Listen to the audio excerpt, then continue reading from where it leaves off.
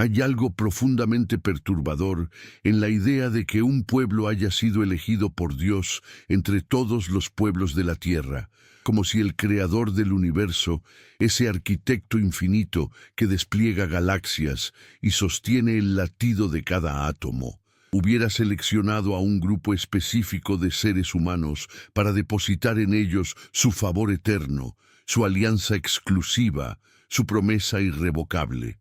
¿No resulta extraño que lo divino, aquello que por definición trasciende toda limitación, se hubiera reducido a elegir una tribu nómada en las arenas de Oriente Medio?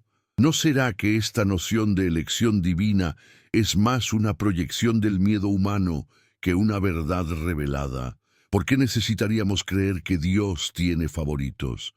¿Qué dice esto de nuestra relación con lo sagrado, con la verdad, con nosotros mismos? Durante siglos, esta doctrina permaneció intocable, blindada por el dogma, custodiada por la tradición, defendida con la espada y el fuego. Quien osara cuestionar la elección divina de Israel no solo desafiaba un texto sagrado, sino que ponía en jaque toda la arquitectura teológica sobre la cual se construyeron imperios, se justificaron conquistas, se sostuvieron jerarquías. La Biblia hebrea, ese documento fundacional de la tradición judeocristiana, declara con solemnidad que el Dios de Abraham, Isaac y Jacob eligió a Israel como su pueblo atesorado, su posesión entre todas las naciones. Pero ¿qué significa realmente ser elegido? ¿Es un privilegio? ¿Es una carga? ¿O será que es simplemente una narrativa construida para dar sentido al sufrimiento, para transformar la persecución en destino, para convertir la historia en teología? En el siglo XVII, cuando Europa todavía ardía en guerras de religión y la Inquisición cazaba herejes con fervor incansable, un hombre de origen judío portugués, expulsado de su propia comunidad por sus ideas radicales, se sentó ante su escritorio en Ámsterdam y comenzó a escribir algo que haría temblar los cimientos de la fe occidental. Su nombre era Baruch Spinoza, aunque el mundo lo conocería como Benedictus, y lo que estaba a punto de demostrar no era una simple herejía teológica, sino una revolución filosófica que cambiaría para siempre la manera en que entendemos la relación entre razón y fe, entre poder y verdad, entre Dios y el universo. Spinoza no atacó la elección divina con retórica inflamada ni con diatribas antirreligiosas. No necesitaba hacerlo. Su arma era más poderosa y más peligrosa que cualquier discurso apasionado. Era la geometría del pensamiento, la arquitectura lógica de la razón pura. Con la misma precisión con la que Euclides había demostrado teoremas matemáticos, Spinoza desmontó la doctrina de la elección divina, mostrando que era, en esencia, una construcción política disfrazada de teología, un instrumento de poder camuflado como revelación celestial. ¿Cómo pudo un solo hombre, armado únicamente con la razón, desafiar una creencia que había sostenido civilizaciones enteras durante milenios? ¿Qué vio Spinoza que los teólogos, los sacerdotes, los rabinos no podían o no querían ver? La clave estaba en algo que Spinoza llamó el método geométrico, una forma de pensamiento que exigía claridad absoluta, definiciones precisas, demostraciones rigurosas. Si Dios existe, razonaba Spinoza, y si Dios es infinito, entonces Dios no puede tener preferencias particulares. La naturaleza de lo infinito es que todo está contenido en ella, que nada está excluido, que no hay lugar para la parcialidad. Un Dios que elige a un pueblo sobre otro sería un Dios limitado, antropomórfico, demasiado parecido a un monarca humano que distribuye favores según su capricho. Pero eso no es Dios, argumentaba Spinoza. Eso es una proyección humana, un ídolo mental que creamos a nuestra imagen y semejanza para consolarnos frente al vasto e indiferente cosmos. ¿No será que lo que llamamos elección divina es simplemente el intento desesperado de un pueblo por darle significado a su historia? Los hebreos sufrieron esclavitud en Egipto, vagaron durante décadas por el desierto, fueron conquistados, dispersados, perseguidos. ¿Cómo dar sentido a tanto dolor sin transformarlo en destino sagrado? La narrativa de la elección divina cumple esa función psicológica y social, convierte el sufrimiento en sacrificio, la supervivencia en milagro, la identidad étnica en mandato celestial. Pero eso no la convierte en verdad metafísica, eso solo la convierte en una historia poderosa, en un mito funcional, en una teología política. Spinoza leyó el Antiguo Testamento no como un creyente que busca confirmación de su fe, sino como un filósofo que busca comprender el funcionamiento de las narrativas sagradas. Y lo que encontró fue fascinante y perturbador a la vez. Los textos bíblicos, cuando se leen con atención crítica, revelan sus propias costuras, sus contradicciones internas, sus múltiples capas de redacción. La promesa de elección aparece en algunos libros con mayor fuerza que en otros. Los profetas posteriores comienzan a universalizar el mensaje divino, sugiriendo que Dios no tiene favoritos, que la justicia y la misericordia son los únicos criterios del juicio divino. ¿Por qué esta evolución en el pensamiento teológico? ¿No será porque la propia comunidad judía, al enfrentarse a la realidad del exilio y la dispersión, tuvo que repensar su relación con Dios? Pero Spinoza fue más allá de la crítica histórica.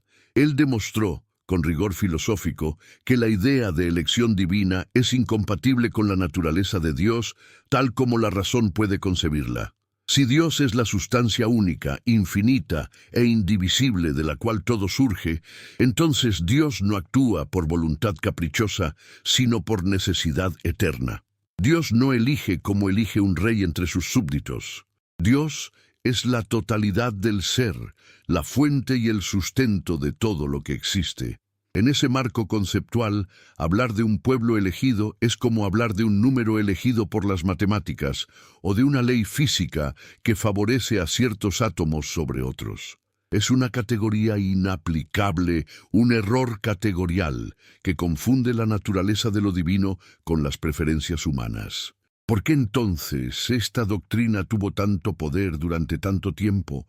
Spinoza no era ingenuo, entendía perfectamente que las ideas religiosas no se sostienen únicamente por su coherencia lógica, sino por su utilidad política y social.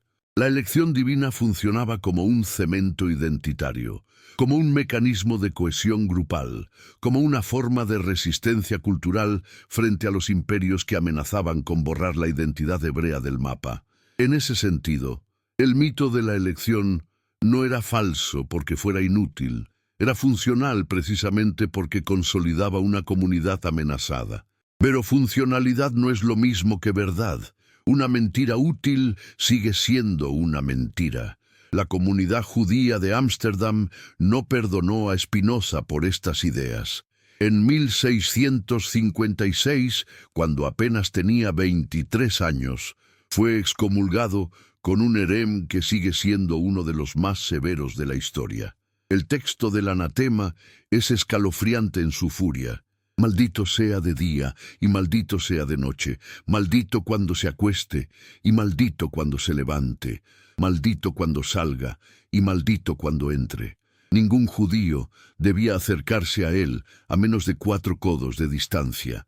Ningún judío debía leer sus escritos ni escuchar sus palabras. Spinoza fue borrado de su comunidad como si nunca hubiera existido. ¿Por qué tanto miedo? ¿Por qué tanta violencia contra un joven filósofo que solo buscaba la verdad? ¿No será que las instituciones religiosas, cuando perciben que sus fundamentos están siendo cuestionados, recurren al terror para proteger su autoridad? El exilio de Spinoza fue doble. Expulsado de la sinagoga, jamás fue acogido plenamente por la Iglesia cristiana. Era demasiado herético para los judíos, demasiado judío para los cristianos, demasiado ateo para los creyentes, demasiado metafísico para los ateos. Vivió en esa tierra de nadie intelectual que habitan los grandes pensadores, esos seres que no pueden ser clasificados, porque sus ideas desbordan todas las categorías establecidas. Y desde esa soledad radical, desde ese exilio existencial, Spinoza escribió obras que transformarían el pensamiento occidental: la Ética, el Tratado Teológico-Político, el Tratado de la Reforma del Entendimiento. En el Tratado Teológico-Político, Spinoza aborda directamente la cuestión de la elección divina. Su análisis es demoledor. Comienza distinguiendo entre dos tipos de elección: la elección según la naturaleza y la elección según el favor divino. Si Dios hubiera elegido a Israel según la naturaleza, esto significaría que los hebreos poseían alguna cualidad intrínseca superior, alguna virtud ontológica que los hacía más dignos del favor divino. Pero eso contradice la premisa fundamental de la teología monoteísta, que todos los seres humanos son creados a imagen y semejanza de Dios, que no hay acepción de personas ante el Creador. ¿Cómo reconciliar la igualdad ontológica con la desigualdad teológica? ¿Cómo sostener que Dios no hace distinciones entre sus criaturas y al mismo tiempo afirmar que eligió a un pueblo sobre todos los demás? La otra opción es que Dios eligió a Israel por puro favor, sin mérito previo, sin cualidad especial. Pero eso convierte la elección en un acto arbitrario, caprichoso, indigno de un ser perfectamente racional. Un Dios que elige sin razón no es un Dios de justicia, sino un Dios de azar, un jugador cósmico que distribuye destinos según un capricho insondable. ¿Es esa la imagen de Dios que queremos defender? ¿Es ese el fundamento sobre el cual construimos nuestras teologías, nuestras éticas, nuestras esperanzas? Spinoza concluye que la elección de Israel no fue divina sino histórica. Dios no eligió a los hebreos. Fueron las circunstancias históricas las que forjaron un pueblo con una identidad particular, con leyes específicas, con una narrativa fundacional única. Moisés, ese legislador genial que Spinoza admira profundamente, comprendió que para unificar a un grupo de esclavos dispersos y desmoralizados, necesitaba darles algo más que promesas terrenales. Necesitaba darles una misión cósmica, una identidad sagrada, una razón divina para existir. Y así nació el mito de la elección, no como revelación celestial, sino como estrategia política. No como verdad metafísica, sino como narrativa identitaria. ¿Desacraliza esto la Biblia? ¿Destruye esto la fe? Spinoza diría que no. Al contrario, libera la fe de la superstición, separa la religión de la manipulación, permite que lo sagrado se manifieste sin necesidad de milagros, sin necesidad de favoritismos divinos, sin necesidad de que Dios se parezca a un rey oriental repartiendo privilegios. La verdadera religión para Spinoza no consiste en creer que Dios nos eligió, sino en comprender que Dios es la totalidad de la existencia, que estamos inmersos en lo divino como las olas en el océano, que nuestra tarea no es conseguir el favor de un monarca celestial, sino comprender las leyes eternas que gobiernan el universo y alinear nuestra vida con ellas. Mientras escribes desde tu ciudad, desde ese rincón del mundo donde estas palabras te encuentran en este momento preciso, quizás te preguntes qué relevancia tiene todo esto para tu vida cotidiana. Tal vez estés en Buenos Aires, en Ciudad de México, en Madrid, en Sao Paulo, y sean las 2 de la tarde o las 10 de la noche, y esta narración filosófica parezca demasiado abstracta, demasiado lejana de tus preocupaciones inmediatas. Pero detente un instante. ¿No es verdad que todos llevamos dentro alguna versión de este mito de la elección? ¿No creemos, en el fondo, que nuestro país es especial, que nuestra familia tiene algo único, que nosotros mismos hemos sido llamados a un destino particular? ¿No es esa la esencia de todos los nacionalismos, de todos los tribalismos, de todas las formas de identidad que nos separan de los demás? Si en este momento pausas y escribes en los comentarios desde dónde nos acompañas, qué hora marca tu reloj mientras estas ideas atraviesan tu mente, estarás participando de algo más grande que un simple intercambio de información. Estarás reconociendo que la verdad no conoce fronteras, que el pensamiento no se detiene en las aduanas, que todos compartimos la misma capacidad de razonar, de cuestionar, de buscar claridad en medio de la confusión.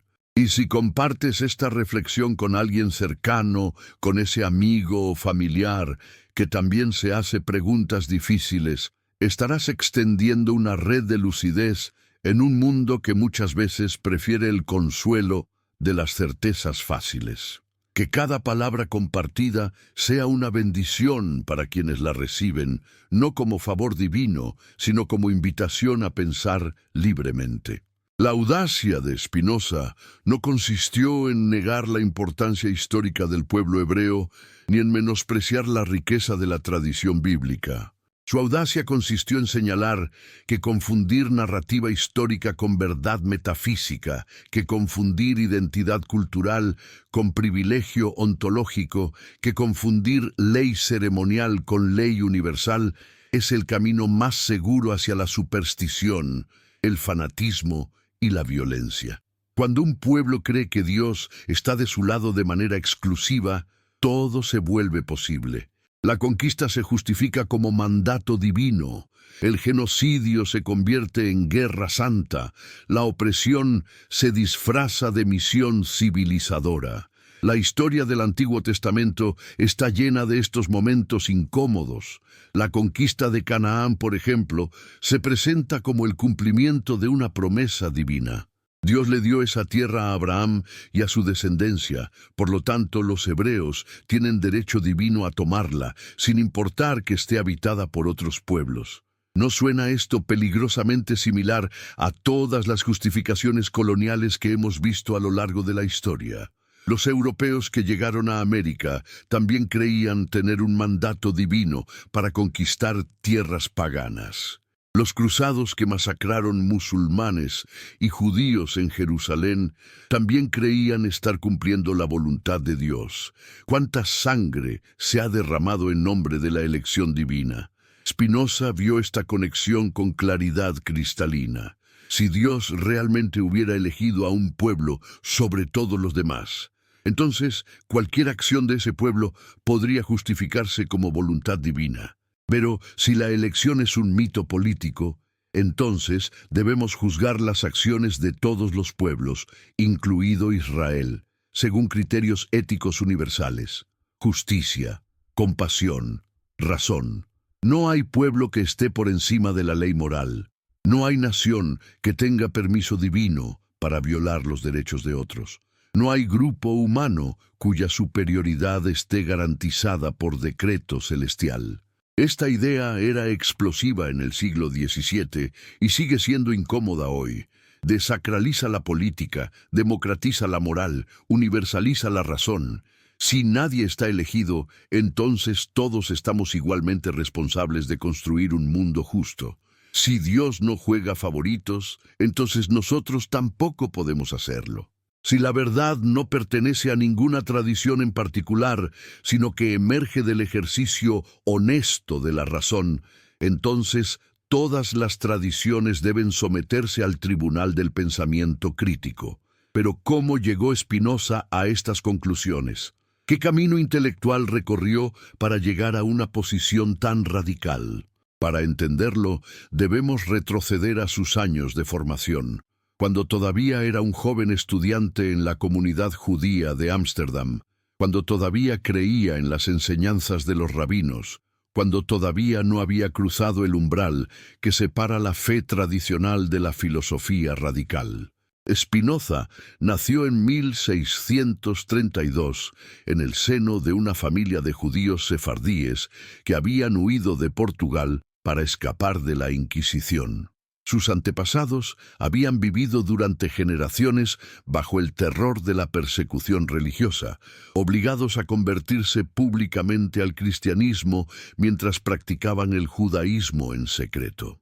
Estos cristianos nuevos, como se les llamaba con desprecio, vivían una doble vida permanente, con un pie en cada mundo, sin pertenecer plenamente a ninguno. Cuando finalmente llegaron a Ámsterdam, donde había tolerancia religiosa, pudieron por fin practicar abiertamente su fe ancestral. Para ellos, el judaísmo no era solo una religión, sino un acto de resistencia, un rechazo al terror inquisitorial, una afirmación de identidad frente a siglos de opresión. En ese contexto se entiende por qué la comunidad judía de Ámsterdam reaccionó con tanta violencia contra Spinoza. Para ellos, cuestionar la elección divina de Israel no era solo un ejercicio filosófico abstracto. Era traicionar a todos aquellos que habían muerto en las hogueras de la Inquisición por defender esa creencia. Era escupir sobre las tumbas de los mártires. Era renunciar a la identidad por la cual generaciones enteras habían sufrido. ¿Cómo podía este joven arrogante, educado en las mejores escuelas judías, alimentado por la comunidad, protegido por sus tradiciones, voltear y declarar que todo había sido un mito político? Pero Spinoza no veía su pensamiento como traición, sino como liberación. Creía firmemente que estaba rescatando la verdadera esencia del judaísmo de las distorsiones supersticiosas que se habían acumulado a lo largo de los siglos. Los profetas hebreos, argumentaba, no habían predicado una religión de privilegios, sino una religión de justicia. Amós había denunciado la hipocresía de aquellos que creían poder comprar el favor divino con sacrificios mientras oprimían a los pobres. Isaías había proclamado que Dios se complace en la justicia y la misericordia, no en los rituales vacíos. Jeremías había anunciado una nueva alianza escrita no en tablas de piedra, sino en los corazones humanos.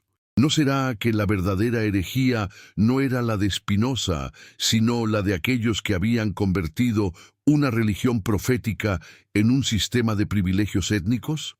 ¿No será que los que traicionaron el espíritu de los profetas fueron precisamente los guardianes de la ortodoxia, que transformaron un mensaje universal de justicia en una doctrina tribal de elección? ¿Por qué la iglesia? ¿Por qué la sinagoga? ¿Por qué todas las instituciones religiosas temen tanto a los profetas como a los filósofos? Porque ambos hablan verdades incómodas, porque ambos cuestionan el poder establecido, porque ambos prefieren el exilio a la complicidad. Spinoza estudió matemáticas con fervor casi religioso.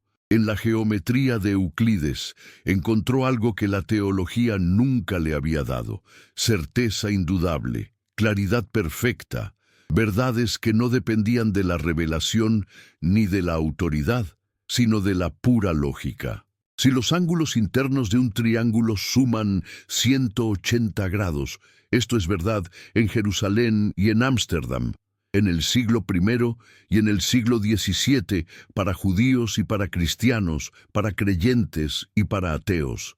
La verdad matemática es universal, eterna, inmune a las manipulaciones del poder. ¿Por qué no podría haber una ética demostrada según el orden geométrico? ¿Por qué no podríamos conocer la naturaleza de Dios con la misma certeza con la que conocemos las propiedades de los triángulos? Esta fue la obsesión de Spinoza, el proyecto que consumió su vida: construir un sistema filosófico tan riguroso, tan coherente, tan irrefutable como las matemáticas. Y si en ese sistema no había lugar para un Dios antropomórfico que juega favoritos, si no había espacio para milagros que violan las leyes naturales, si no había cabida para una elección divina que privilegia a un pueblo sobre otro, entonces esas ideas debían ser descartadas como ilusiones, sin importar cuán consoladoras fueran, sin importar cuántos siglos las hubieran sostenido. La primera parte de la ética comienza con definiciones precisas y axiomas claros, exactamente como un tratado de geometría. Definición primera. Por causa de sí entiendo aquello cuya esencia implica la existencia. Definición segunda. Aquella cosa se dice finita en su género cuando puede ser limitada por otra de la misma naturaleza. Definición tercera. Por sustancia entiendo aquello que es en sí y se concibe por sí. Cada palabra ha sido pesada, cada concepto ha sido pulido, cada proposición será demostrada con rigor absoluto. Y de estas definiciones aparentemente abstractas, Spinoza deduce consecuencias devastadoras para la teología tradicional. Si Dios es la sustancia infinita, entonces Dios no puede ser pensado como un ser separado del mundo, como un creador que está fuera de su creación. Dios es la naturaleza misma, Deus sive natura, Dios, o sea, la naturaleza. No hay dos realidades, una divina y otra material. Hay una sola realidad que se manifiesta de infinitos modos. Tú y yo somos modificaciones de esa sustancia única, ondas en el océano infinito del ser. ¿No resulta esto más grandioso que la imagen de un Dios caprichoso sentado en un trono celestial repartiendo favores? ¿No es más digno de lo divino ser la totalidad del ser que ser un fragmento separado de la creación? ¿No es más coherente pensar que Dios actúa según leyes eternas e inmutables que imaginarlo cambiando de opinión, arrepintiéndose de sus decisiones, castigando y recompensando según humor variable? La Biblia está llena de estas contradicciones.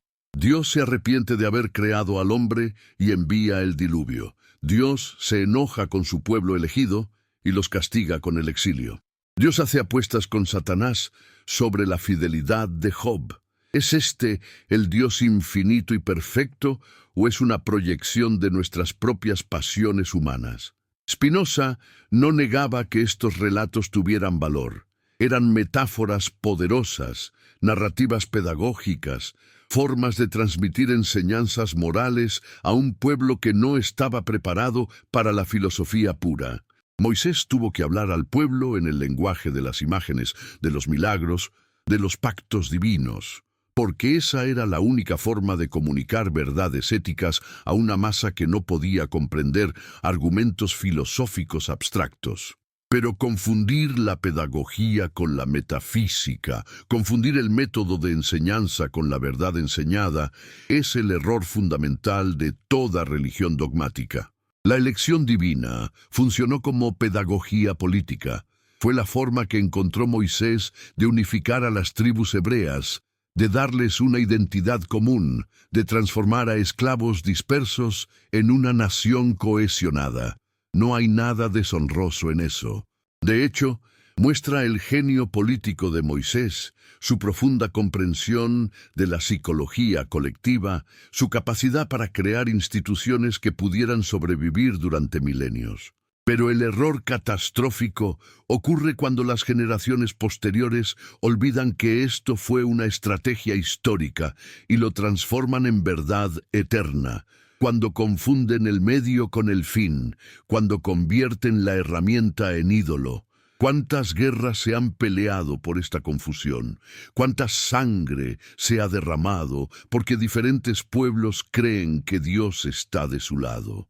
Los cristianos masacraron a los musulmanes en las cruzadas creyendo que liberaban la Tierra Santa para el pueblo elegido de la nueva alianza. Los musulmanes conquistaron medio mundo creyendo que expandían el dominio del único Dios verdadero.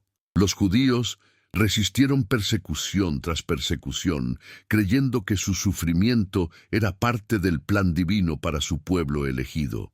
Y todos, absolutamente todos, citaban textos sagrados para justificar sus acciones. Spinoza propuso una salida radical: separar completamente la religión de la política, la fe de la razón, la obediencia de la comprensión. La religión, en su forma pública, debe limitarse a enseñar justicia y caridad. Esos son los únicos mandamientos universales que todas las tradiciones comparten.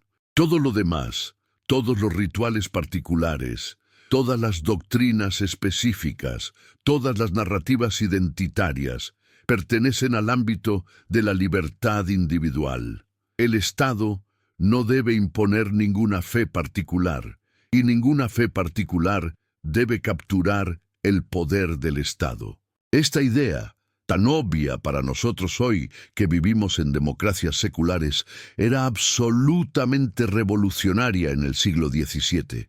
Holanda era uno de los pocos lugares en Europa donde había cierta tolerancia religiosa, pero incluso allí las iglesias tenían enorme poder político. Incluso allí, cuestionar los dogmas fundamentales podía costarte la vida. Cuando el Tratado Teológico Político de Spinoza fue publicado anónimamente en 1670, causó un escándalo inmediato. Fue prohibido, censurado, quemado. Los predicadores lo denunciaban desde los púlpitos como obra del demonio. Los teólogos escribían refutaciones furiosas. Pero el libro seguía circulando clandestinamente, pasando de mano en mano, sembrando dudas, plantando preguntas. ¿Por qué tanto miedo a un libro de filosofía? Porque las ideas de Spinoza no atacaban solo una doctrina particular, sino el fundamento mismo del poder religioso. Si la Biblia no es un texto dictado directamente por Dios, sino un documento histórico escrito por seres humanos en contextos específicos, entonces debe ser leída críticamente, no como autoridad absoluta. Si los milagros no son intervenciones sobrenaturales, sino malentendidos de causas naturales o exageraciones narrativas, entonces no pueden usarse para probar la verdad de ninguna religión. Si la elección divina no es un hecho metafísico, sino una construcción política, entonces ningún pueblo puede reclamar privilegios especiales basándose en ella. Todo el edificio de la autoridad religiosa se tambalea cuando estas ideas penetran en la conciencia colectiva. Por eso los rabinos excomulgaron a Spinoza con tanta severidad. Por eso, los pastores calvinistas exigieron que fuera expulsado de Holanda. Por eso la Iglesia Católica lo puso en el índice de libros prohibidos. No porque sus argumentos fueran débiles, sino precisamente porque eran demasiado fuertes, demasiado coherentes, demasiado difíciles de refutar sin recurrir a la simple apelación a la autoridad. Pero la autoridad, una vez cuestionada, nunca recupera completamente su poder. Una vez que la duda ha sido sembrada, crece inevitablemente. Una vez que alguien ha visto que el emperador está desnudo, no puede dejar de verlo. Spinoza sabía que estaba desatando algo irreversible. Sabía que sus ideas, una vez liberadas en el mundo, tendrían consecuencias que él mismo no podía prever. Y tenía razón. La Ilustración, la Revolución Francesa, el secularismo moderno, la separación de Iglesia y Estado, todos estos movimientos históricos tienen raíces en el pensamiento de Spinoza, aunque muchos de sus protagonistas nunca leyeron su nombre. La historia de las ideas es así. Las revoluciones filosóficas ocurren primero en silencio, en la soledad de los escritorios, en las mentes de pensadores solitarios que la mayoría de sus contemporáneos considera locos o herejes. Luego, lentamente, como el agua que se filtra por las grietas de una presa, estas ideas comienzan a permear la cultura, a influir en otros pensadores, a inspirar movimientos sociales. Y eventualmente, a veces siglos después, lo que era herejía se convierte en sentido común, lo que era locura se convierte en sabiduría, lo que era prohibido se convierte en obvio. Estamos hoy en esa posición respecto a las ideas de Spinoza sobre la elección divina. En parte sí, en parte no. La mayoría de las personas educadas en sociedades seculares aceptan que ningún pueblo tiene privilegios ontológicos, que todas las culturas son igualmente valiosas, que el chauvinismo étnico o religioso es inaceptable. Pero al mismo tiempo, vemos resurgir por todo el mundo nuevas formas de tribalismo, nuevas afirmaciones de identidad exclusiva, nuevos reclamos de tierra sagrada y destino manifiesto. El conflicto israelo-palestino sigue siendo, en muchos sentidos, una disputa sobre quién es el verdadero pueblo elegido, quién tiene derecho divino sobre esa tierra. Los nacionalismos religiosos florecen en India, en Turquía, en Rusia, en Estados Unidos. Quizás la lección de Spinoza no es que hayamos superado completamente la tentación del mito de la elección, sino que debemos estar constantemente vigilantes contra ella. La razón no es una conquista que se logra una vez y permanece para siempre. Es un ejercicio continuo, una práctica diaria de cuestionar nuestras certezas, de examinar nuestros prejuicios, de someter nuestras creencias más queridas al escrutinio crítico. Es incómodo, es doloroso, es solitario, pero es el único camino hacia la libertad genuina, hacia una ética que no depende de promesas divinas, sino de la comprensión clara de nuestra naturaleza y de las leyes que gobiernan la existencia. Mientras el sol se pone o se levanta en tu ciudad, mientras estas palabras cruzan océanos y continentes para llegar a tu pantalla, mientras compartes este momento con miles de otros seres humanos dispersos por el planeta que también buscan claridad en medio de la confusión, estás participando de algo que Spinoza apenas pudo imaginar. Una conversación global sobre las ideas más profundas, sin necesidad de instituciones que medien, sin autoridades que censuren, sin fronteras que separen. Esto es lo que la razón hace posible. Nos conecta más allá de nuestras diferencias, nos une en la búsqueda común de verdad, nos recuerda que compartimos una humanidad fundamental que trasciende todas las identidades particulares. Parte second. Si la primera parte de esta reflexión nos condujo hasta el umbral, donde Spinoza comenzó a desmontar el mito de la elección divina, ahora debemos cruzar ese umbral y adentrarnos en el conflicto más profundo y peligroso que su pensamiento desató. La batalla entre fe y razón, entre la autoridad de la revelación y la autonomía del pensamiento, entre el poder que se funda en el miedo y la libertad que emerge de la comprensión. Porque no basta con mostrar que una doctrina es incoherente. No es suficiente demostrar que una creencia es históricamente contingente. Es necesario entender por qué esas doctrinas sobreviven, qué función cumplen, qué necesidades psicológicas y sociales satisfacen, y sobre todo, qué fuerzas se movilizan para defenderlas cuando son amenazadas.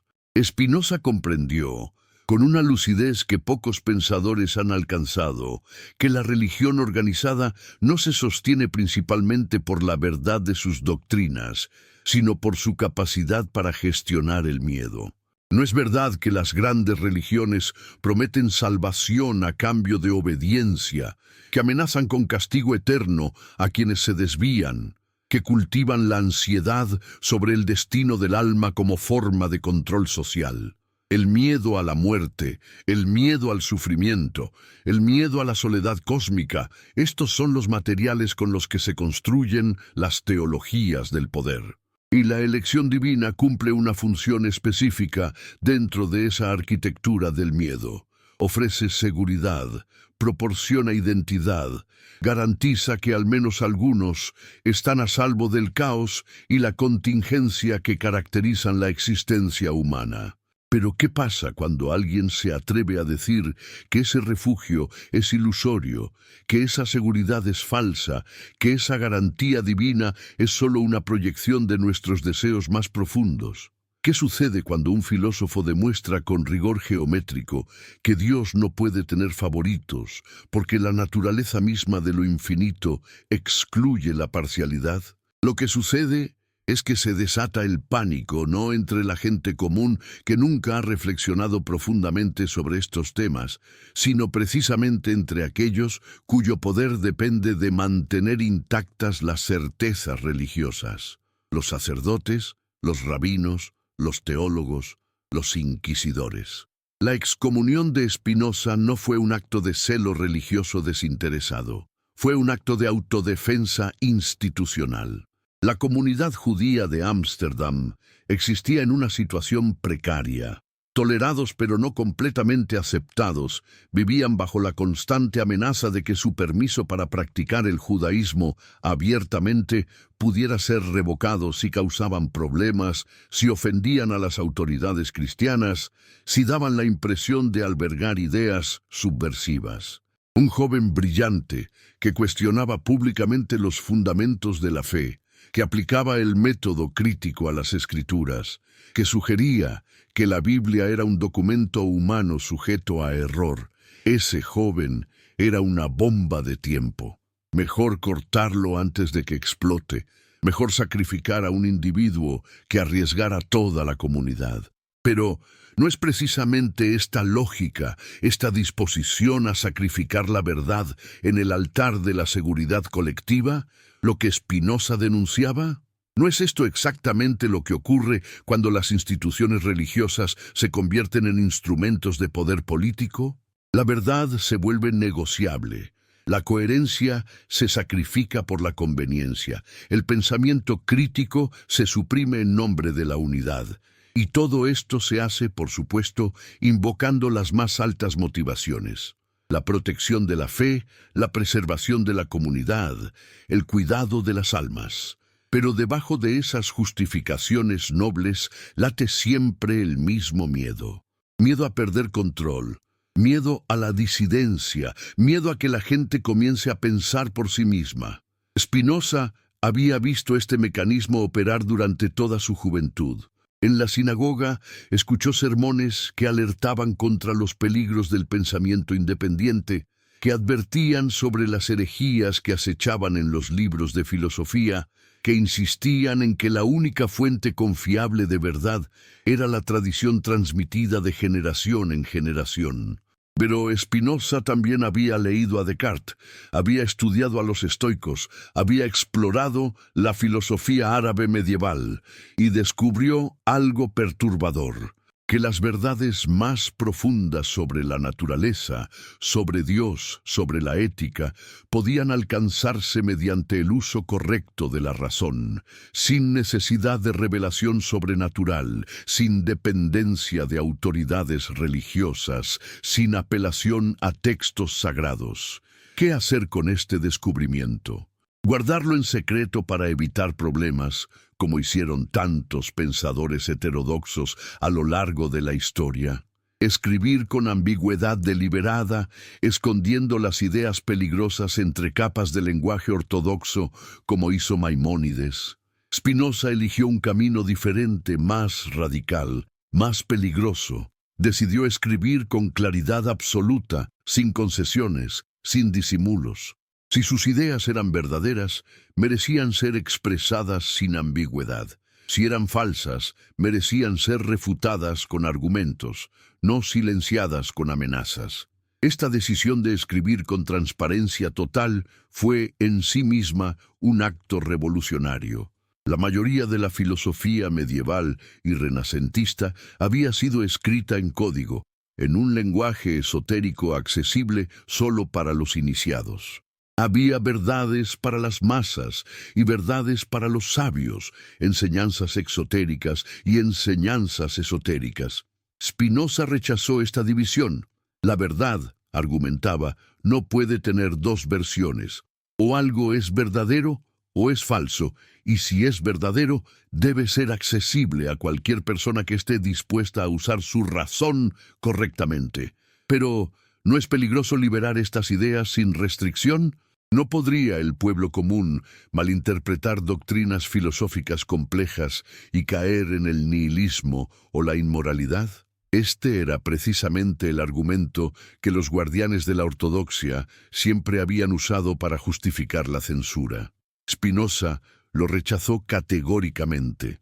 El verdadero peligro, insistía, no viene del conocimiento, sino de la ignorancia, no de la razón, sino de la superstición, no de la libertad de pensamiento, sino de la tiranía intelectual. Un pueblo que ha sido enseñado a creer sin cuestionar es un pueblo vulnerable a cualquier demagogo que sepa manipular sus miedos. Un pueblo que ha aprendido a pensar críticamente es un pueblo que puede defenderse contra la manipulación. La distinción que Spinoza estableció entre fe y razón no fue una división territorial donde cada una controla su dominio separado. Fue algo más sutil y más radical. La fe, argumentó, no consiste en creer proposiciones sobre la naturaleza de Dios o los detalles de la cosmología. La verdadera fe consiste en la obediencia a los mandamientos de justicia y caridad. Todo lo demás es especulación teológica que puede variar según las culturas y las épocas sin afectar la esencia de la religión. La razón, por su parte, no se ocupa de prescribir conductas morales mediante autoridad externa, sino de comprender las leyes necesarias que gobiernan la realidad y de deducir de ellas cómo debemos vivir para alcanzar nuestro máximo florecimiento. No resuelve esto el conflicto entre fe y razón. Si la religión se limita a enseñar justicia y caridad, y la filosofía se dedica a comprender la naturaleza de la realidad, ¿dónde está el problema? El problema, descubrió Spinoza, es que las instituciones religiosas nunca se han contentado con ese rol limitado. Siempre han querido controlar también el pensamiento, dictar también las creencias, monopolizar también la verdad.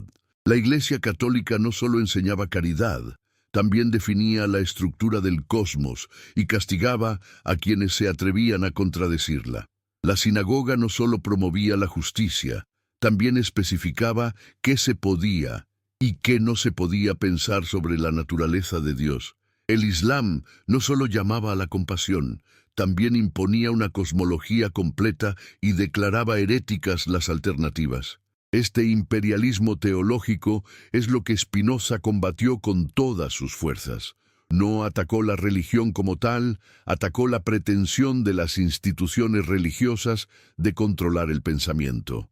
No negó el valor de las enseñanzas éticas contenidas en las Escrituras, negó que esas enseñanzas necesitaran estar envueltas en cosmología falsa y milagros imposibles para ser efectivas. No rechazó la fe, rechazó la superstición que se hace pasar por fe.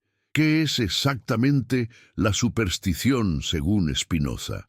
Es creer que Dios actúa de manera caprichosa, que las leyes naturales pueden ser suspendidas mediante plegarias o rituales, que ciertos objetos o lugares tienen poderes mágicos, que algunos pueblos son intrínsecamente superiores porque Dios así lo decretó. Toda esta red de creencias irracionales, argumentaba Spinoza, no fortalece la religión, sino que la corrompe, transforma a Dios en un titiritero cósmico, al universo en un teatro de marionetas y a los seres humanos en espectadores pasivos que mendigan favores divinos en lugar de ejercer su poder racional para comprender y transformar el mundo. La verdadera religión, la religión purificada de superstición, sería algo completamente diferente. Sería el reconocimiento de que estamos inmersos en un orden natural que opera según leyes necesarias e inmutables. Sería la comprensión de que nuestra libertad no consiste en violar esas leyes, sino en comprenderlas y alinear nuestra vida con ellas. Sería la práctica de la justicia no porque tememos castigo divino, sino porque entendemos que la justicia es la expresión de nuestra naturaleza racional correctamente desarrollada. Sería la experiencia de lo sagrado no como encuentro con un ser sobrenatural, sino como intuición de nuestra participación en la totalidad infinita del ser. Pero, ¿puede existir una religión así? ¿No es esto simplemente filosofía disfrazada de lenguaje religioso? Spinoza habría respondido que la distinción es artificial. La filosofía en su forma más pura es ya una práctica espiritual, una forma de vida, un camino hacia lo que tradicionalmente se ha llamado salvación o beatitud. Y la religión, en su forma más auténtica, es ya filosófica, es ya racional, es ya una búsqueda de comprensión más que una sumisión ciega a la autoridad. El problema es que muy pocas personas están preparadas para este nivel de pensamiento. La mayoría de la gente necesita imágenes concretas, narrativas dramáticas, rituales emotivos. No pueden relacionarse con Dios como sustancia infinita de la cual somos modificaciones finitas. Necesitan un Dios personal que escucha sus plegarias, que se preocupa por sus problemas, que interviene en la historia. Y Spinoza no los culpaba por esto. Entendía que el nivel de abstracción requerido para su filosofía estaba fuera del alcance de la mayoría. Pero entonces, ¿qué hacer? ¿Mantener dos niveles de enseñanza, uno para las masas y otro para los filósofos? No. Spinoza insistía en que incluso las personas que no pueden seguir demostraciones geométricas pueden entender y practicar la justicia y la caridad. Eso es suficiente para la salvación, en el único sentido que importa. Alcanzar una vida de florecimiento humano, de alegría basada en la comprensión correcta de nuestra relación con la totalidad del ser.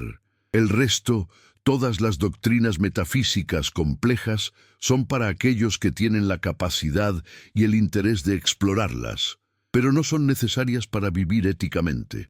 Esta fue quizás la idea más democrática y más radical de Spinoza, que la esencia de la religión es accesible a todos, que no hace falta ser teólogo ni filósofo para vivir una vida buena, que las verdades éticas fundamentales son simples y directas. Ama a tu prójimo, actúa con justicia, cultiva la compasión. Todo lo demás es elaboración secundaria que puede ser útil para algunos, pero no es esencial para la vida moral. ¿Por qué entonces las religiones se han vuelto tan complicadas, tan llenas de doctrinas incomprensibles, tan cargadas de rituales oscuros? Porque la complicación sirve al poder. Si la salvación requiere interpretar textos difíciles, si la verdad está oculta en lenguaje arcano, si el acceso a Dios depende de intermediarios sacerdotales, entonces el control permanece en manos de una élite. Pero si la esencia de la religión es simple y accesible, si cualquiera puede leer las Escrituras y comprenderlas por sí mismo, si la relación con Dios no requiere mediación institucional, entonces el poder de las instituciones religiosas se desmorona. Los reformadores protestantes habían dado un paso en esa dirección al traducir la Biblia a lenguas vernáculas y al insistir en el sacerdocio de todos los creyentes. Pero Spinoza fue más allá. No solo quería que la gente leyera la Biblia, quería que la leyera críticamente, que la entendiera como documento histórico, que distinguiera entre su núcleo ético permanente y sus elementos culturales contingentes. Quería que las personas aprendieran a pensar por sí mismas sobre cuestiones de fe, que no aceptaran ninguna doctrina simplemente porque una autoridad la proclamaba, que ejercieran su razón natural incluso en asuntos religiosos. Esta exigencia de autonomía intelectual era lo que más aterrorizaba a las autoridades religiosas. Un pueblo que piensa por sí mismo es un pueblo ingobernable mediante el miedo. Un pueblo que entiende que las doctrinas religiosas son construcciones humanas sujetas a error. Es un pueblo que no se someterá ciegamente a los decretos eclesiásticos. Un pueblo que ha aprendido a distinguir entre la esencia ética de la religión y sus elaboraciones teológicas prescindibles, es un pueblo que no podrá ser manipulado con amenazas de condenación eterna. Spinoza vivió las consecuencias de su audacia. Después de la excomunión, pasó el resto de su vida en relativo aislamiento, ganándose la vida puliendo lentes para telescopios y microscopios, mientras escribía en secreto sus obras filosóficas más radicales. Rechazó ofertas de cátedras universitarias porque venían con condiciones que limitarían su libertad de pensamiento. Vivió modestamente, casi en pobreza, en habitaciones alquiladas, sin familia propia, acompañado principalmente por unos pocos amigos que compartían sus ideas heterodoxas. Fue una vida triste. Spinoza no lo habría descrito así.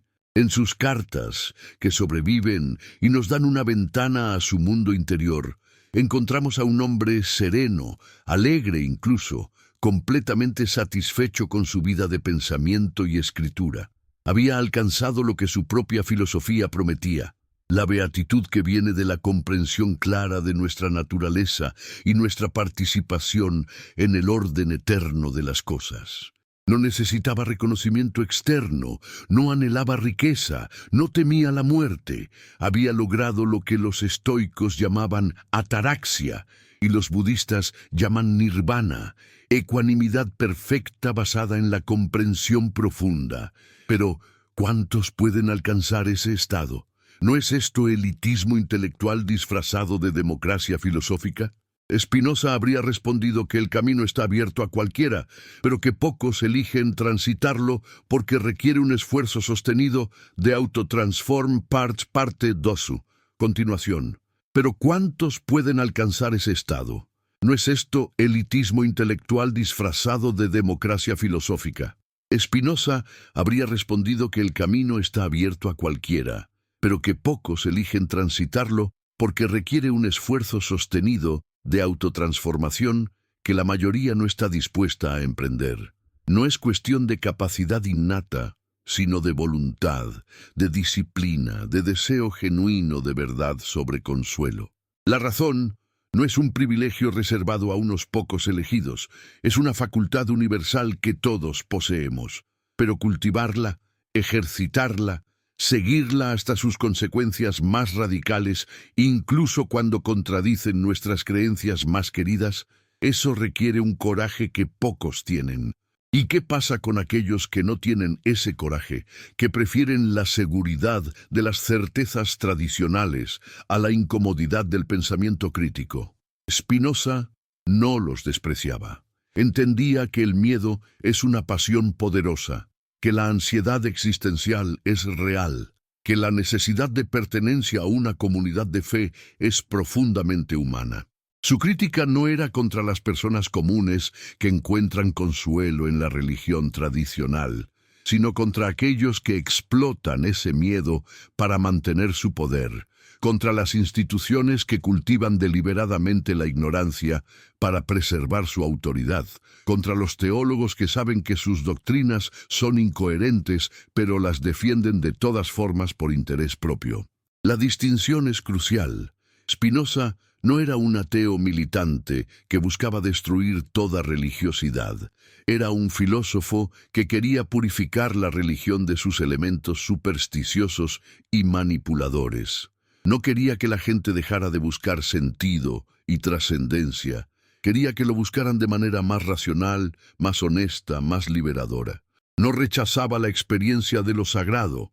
Rechazaba las interpretaciones falsas de esa experiencia que conducen al fanatismo y la intolerancia. En el Tratado Teológico Político, Spinoza dedica capítulos enteros a demostrar que los profetas hebreos no eran filósofos ni científicos. Eran hombres de imaginación vívida que experimentaban intuiciones morales profundas y las expresaban en el lenguaje de visiones, sueños y revelaciones sobrenaturales. Esto no invalida sus enseñanzas éticas, pero sí significa que no podemos tratarlos como autoridades en cuestiones de cosmología o metafísica.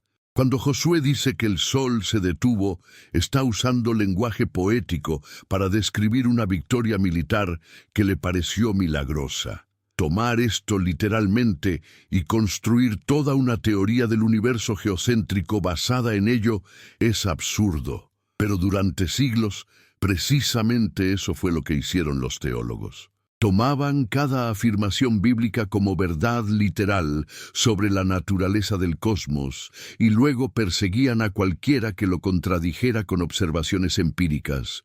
Galileo fue forzado a retractarse de sus descubrimientos astronómicos porque contradecían interpretaciones literales de las Escrituras. ¿No es esto la perversión completa del espíritu religioso? ¿No es esto convertir la fe en obstáculo para el conocimiento en lugar de camino hacia la sabiduría? Spinoza argumentaba que las Escrituras no pretenden enseñar ciencia natural. Su propósito es comunicar verdades morales, inspirar obediencia a principios éticos, cultivar la justicia y la caridad. Cuando la Biblia describe el cosmos, está usando el lenguaje cosmológico disponible en su época, no revelando verdades científicas eternas. Confundir estos dos niveles de discurso ha sido el error catastrófico que ha puesto a la religión en conflicto innecesario con la ciencia durante siglos. Y aquí aparece una de las ironías más profundas de la historia intelectual. Spinoza, el hereje excomulgado, el ateo según sus enemigos, estaba en realidad defendiendo la religión de sí misma. Estaba tratando de salvar la fe de la superstición, de rescatar las escrituras de interpretaciones literalistas absurdas, de preservar el núcleo ético de la tradición judeocristiana, liberándolo de la carga de doctrinas cosmológicas obsoletas. Pero las instituciones religiosas no lo vieron así. Para ellas, cualquier crítica, por constructiva que fuera, era una amenaza existencial. ¿Por qué esta incapacidad para aceptar crítica constructiva? ¿Por qué las instituciones religiosas prefieren defender doctrinas indefendibles antes que admitir error y evolucionar? Spinoza tenía una respuesta, porque su poder depende de la infalibilidad. En el momento en que admites que te has equivocado en algo, abres la puerta a la posibilidad de que te equivoques en todo. Si la Iglesia se equivocó sobre el geocentrismo, ¿no podría también equivocarse sobre la Trinidad, sobre la transubstanciación, sobre la autoridad papal? Si la sinagoga se equivocó sobre la elección divina, ¿no podría también equivocarse sobre la ley ceremonial, sobre el mesianismo, sobre la naturaleza de Dios? Esta pendiente resbaladiza es lo que mantiene a las instituciones religiosas rígidamente aferradas a posiciones cada vez más insostenibles. No pueden ceder un centímetro porque temen que todo el edificio se derrumbe. Y Spinoza les está diciendo, sí, ese edificio debe derrumbarse, pero no para destruir la religión, sino para reconstruirla sobre fundamentos más sólidos, sobre la base de la razón y la experiencia en lugar de la autoridad y el dogma. Pero ¿es posible tal reconstrucción? ¿Puede la religión sobrevivir al escrutinio racional completo? La respuesta de Spinoza sería, solo si estamos dispuestos a redefinir radicalmente qué entendemos por religión. Si religión significa aceptar doctrinas irracionales por fe ciega, entonces no puede sobrevivir al escrutinio racional. Pero si religión significa la búsqueda humana de sentido, propósito y conexión con algo más grande que nosotros mismos, entonces no solo puede sobrevivir, sino que se fortalece mediante el uso riguroso de la razón. La religión racional de Spinoza sería algo así. Reconocer que somos parte de un orden natural infinito que opera según leyes necesarias. Cultivar la comprensión de esas leyes mediante la investigación racional. Vivir de acuerdo con nuestra naturaleza más profunda, que es la razón. Practicar la justicia y la caridad no por mandato externo, sino por comprensión interna de que son expresiones de nuestra esencia. Experimentar alegría en la contemplación de nuestra participación en la totalidad del ser. ¿No es esto una forma de religiosidad tan profunda como cualquier teología tradicional? Los críticos de Spinoza, tanto en su época como hoy, argumentan que esto no es realmente religión, sino filosofía, que ha vaciado la religión de todo su contenido emocional, ritual, comunitario, y tienen razón en cierto sentido. La religión de Spinoza es fría, abstracta, intelectual.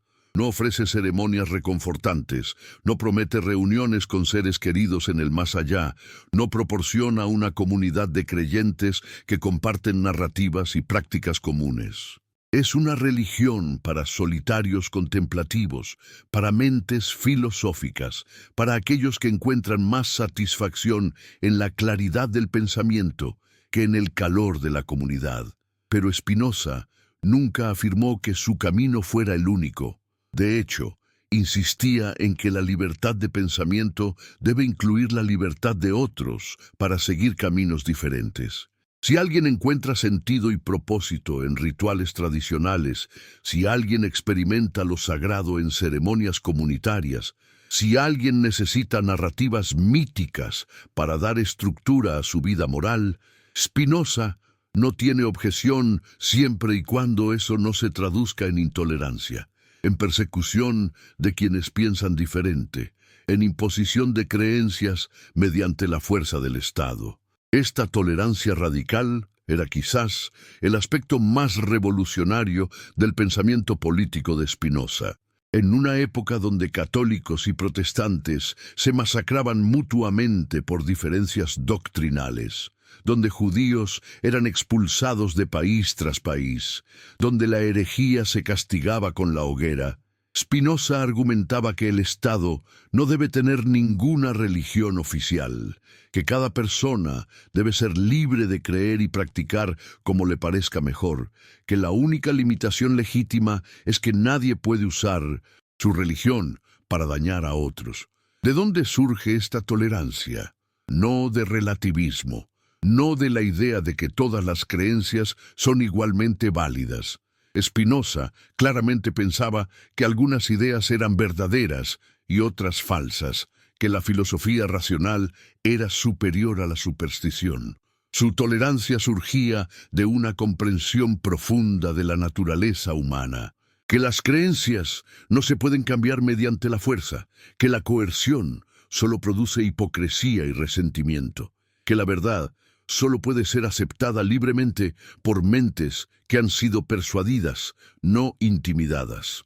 Además, Spinoza entendía que la diversidad de opiniones es inevitable y hasta deseable, y diferentes personas tienen diferentes temperamentos, diferentes capacidades intelectuales, diferentes necesidades emocionales.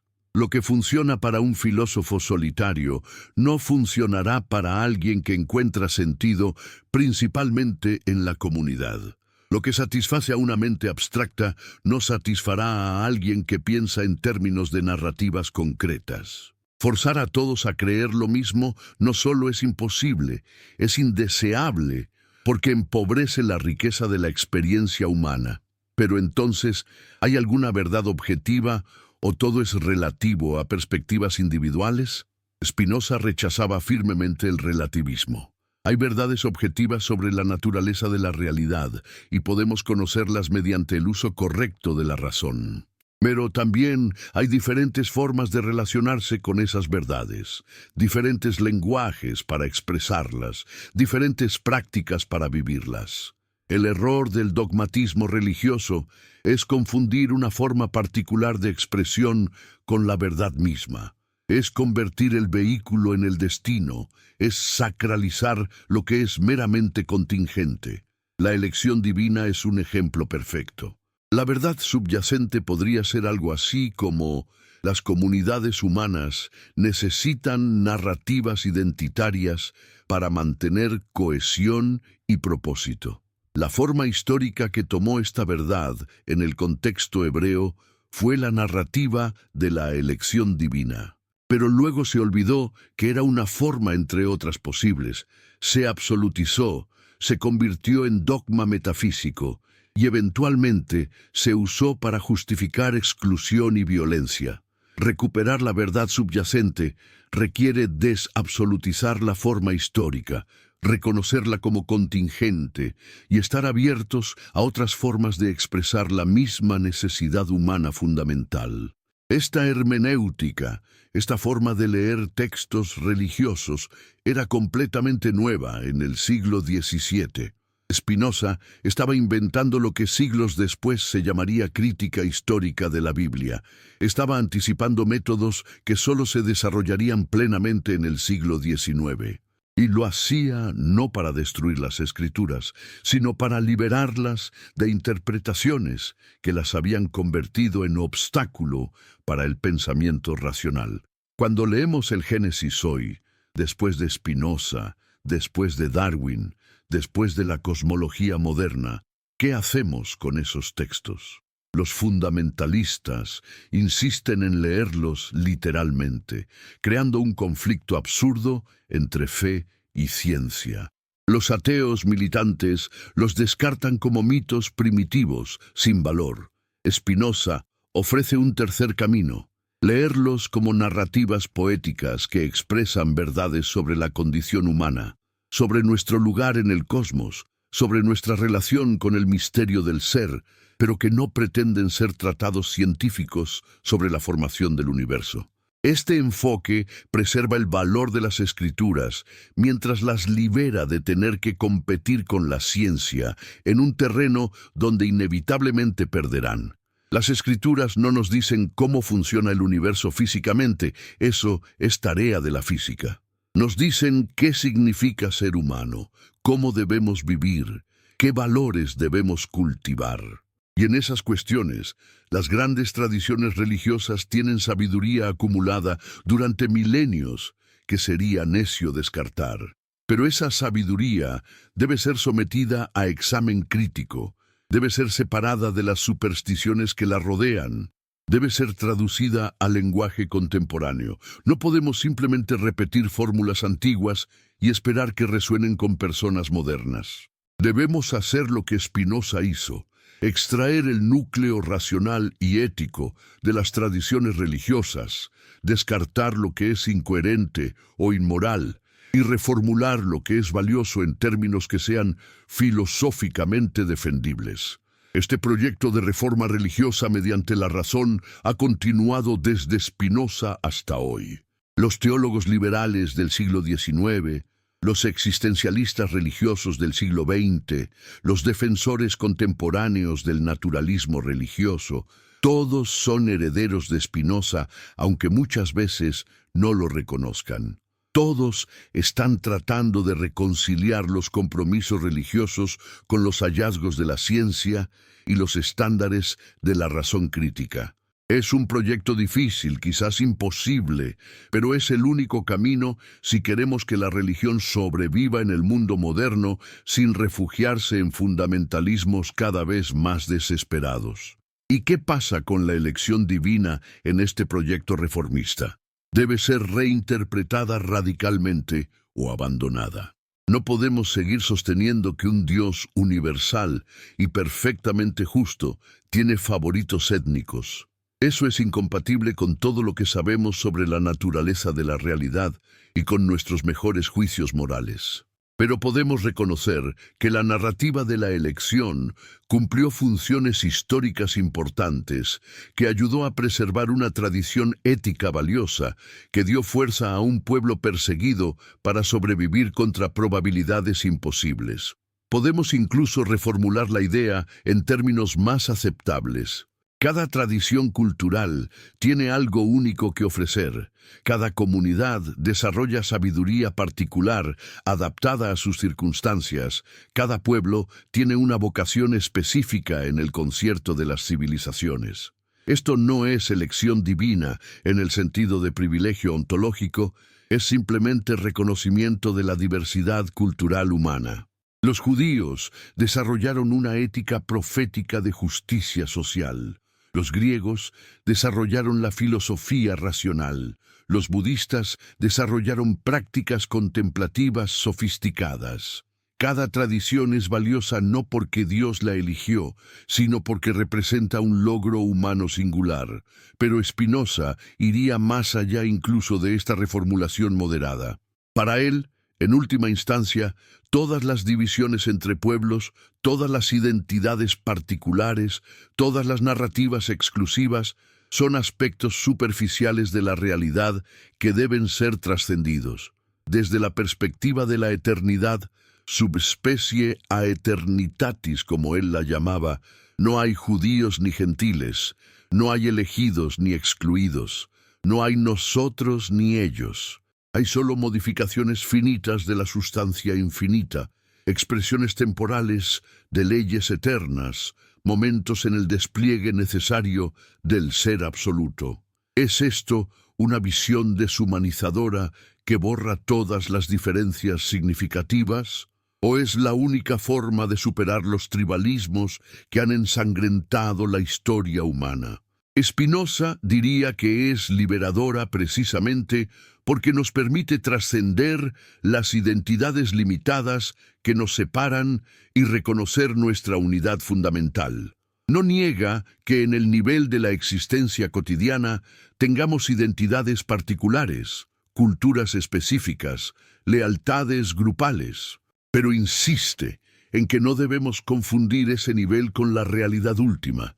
No debemos absolutizar lo que es relativo, no debemos sacralizar lo que es contingente. ¿Desde dónde lees esto en este momento? ¿Desde qué ciudad del vasto mundo te llegan estas palabras? Quizás puedas sentir la tensión entre lo particular y lo universal que Spinoza intenta resolver.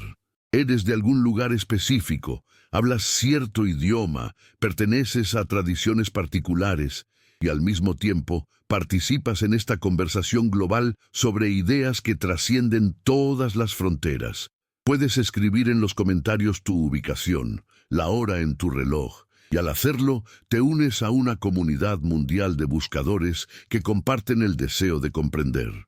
Esta simultaneidad de particularidad y universalidad es exactamente lo que Spinoza quería preservar sin privilegiar ninguna particularidad sobre otras.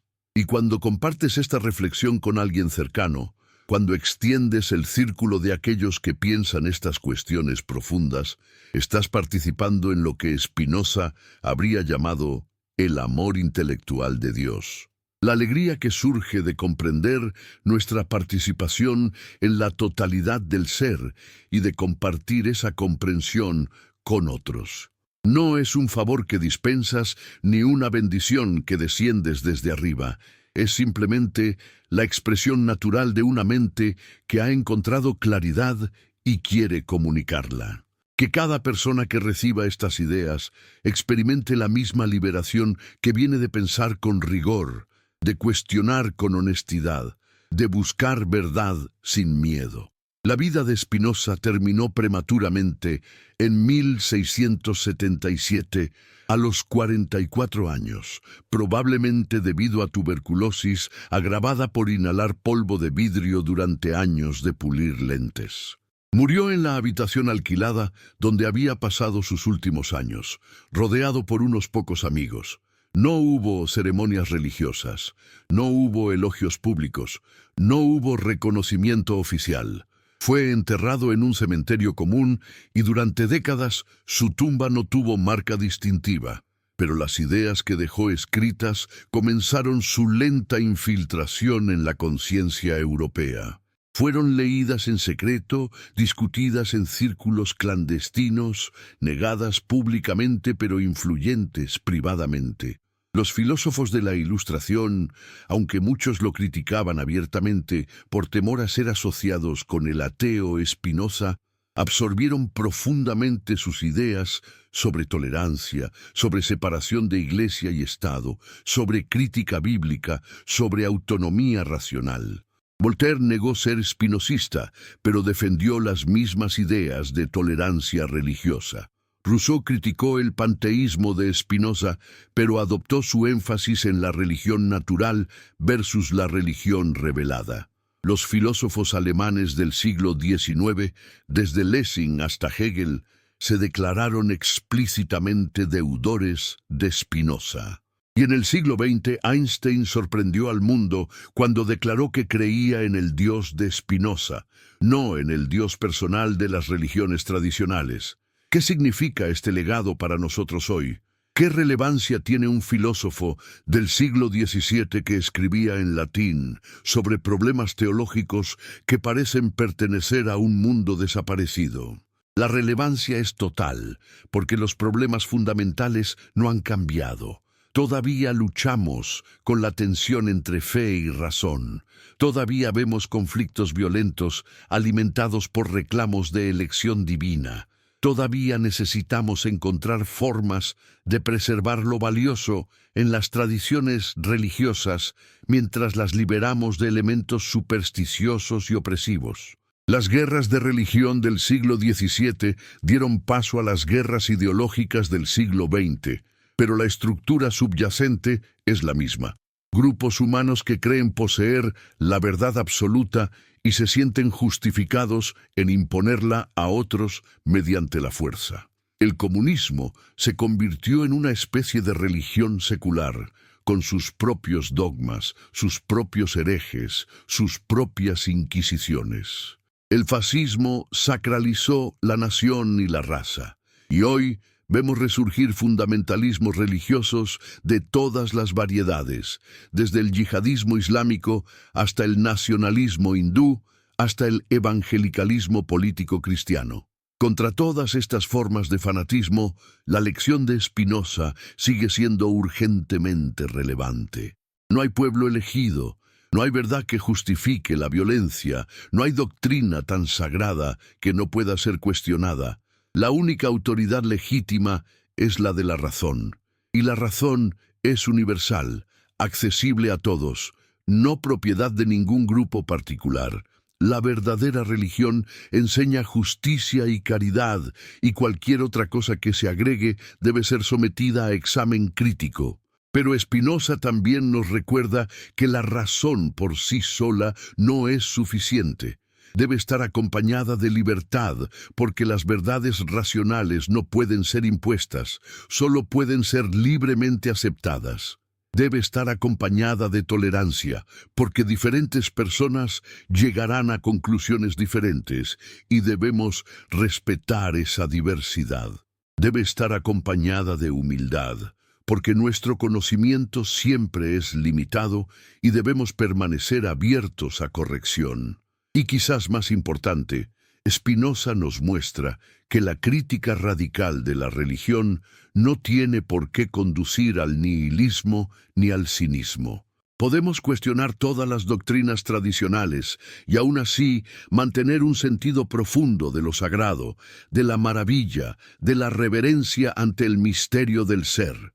La diferencia es que ubicamos lo sagrado no en textos antiguos, ni en instituciones humanas, ni en narrativas tribales, sino en la realidad misma, en las leyes eternas que gobiernan el cosmos, en nuestra capacidad de comprender y participar conscientemente en ese orden universal. Este es el legado de Spinoza. Una religiosidad sin superstición, una espiritualidad basada en comprensión racional, una forma de experimentar lo divino que no requiere renunciar a la inteligencia. Es un camino estrecho, un sendero difícil, no apto para todos, pero para aquellos que lo transitan ofrece algo que las religiones tradicionales ya no pueden proporcionar a mentes modernas. Integridad intelectual combinada con profundidad espiritual, rigor racional, unido a apertura contemplativa, crítica implacable junto a reverencia auténtica.